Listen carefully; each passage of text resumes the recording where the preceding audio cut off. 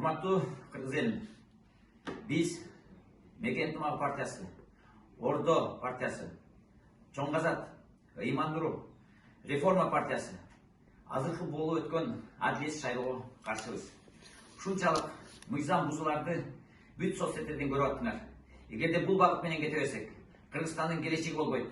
Мына ошондуктан баардыгыбыз биригип азыркы шайлоонун жыйынтыгын жокко чыгарууну талап кылабыз. Мекен ынтымагы партиясынын жетекчиси Темирбек Асанбеков.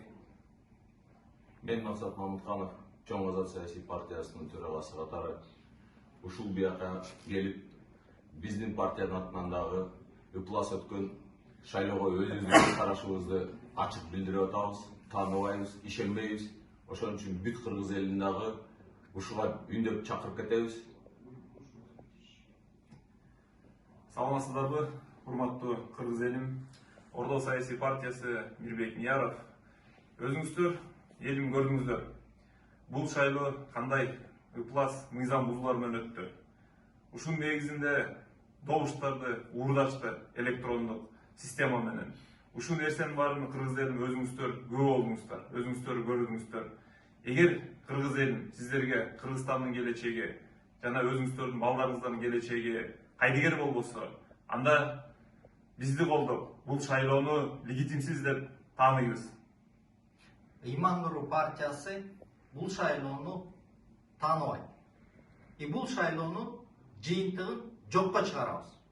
Анткени Кыргызстандын келечеги сатылды.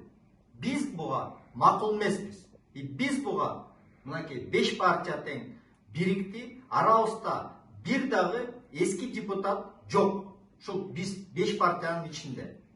Мен биздин партия азыркы жеңген, майрамдаган партиялардын арасында 80-90% эски макалю, сакалюлар келип атат. Биз буга каршыбыз.